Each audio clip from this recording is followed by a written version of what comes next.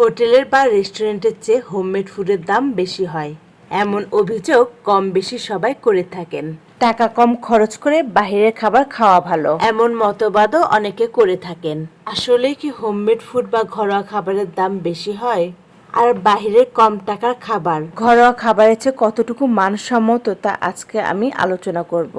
আসসালামু আলাইকুম, সবাই কেমন আছেন? আমি হোমমেড ফুডের ছোট বিজনেস করি, আর এই বিজনেস করতে গিয়ে আমাকে অনেক হিমশিম খেতে হচ্ছে।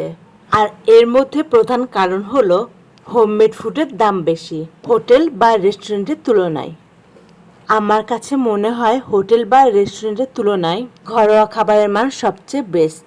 আর বেস্ট যে জিনিস তার মান এবং দাম দুটাই একটু বেশিই থাকে। ঘরোয়া খাবারের চেয়ে বাইরের খাবার যে স্বাস্থ্যসম্মতভাবে বানায় এর গ্যারান্টি কিন্তু আমার মনে হয় কেউ দিতে পারবে না। আমরা আমাদের পরিবারের জন্য যেমন স্বাস্থ্যসম্মত খাবার তৈরি করি, ঠিক তেমনি কাস্টমারদের পরিবারের অংশ মনে করে মানসম্মত এবং স্বাস্থ্যসম্মত খাবার তৈরি করি।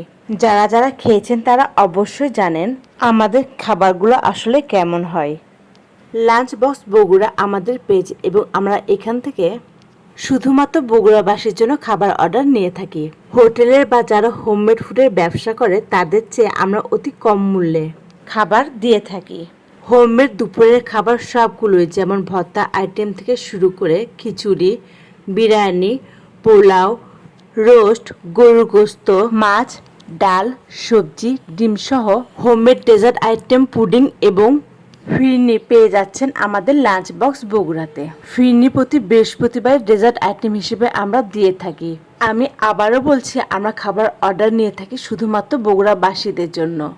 আমার কাছে মনে হয় টাকা কম দিয়ে বাইরের খাবার খেয়ে অসুস্থ হবার চেয়ে ঘরোয়া খাবার খেয়ে সুস্থ থাকা ভালো।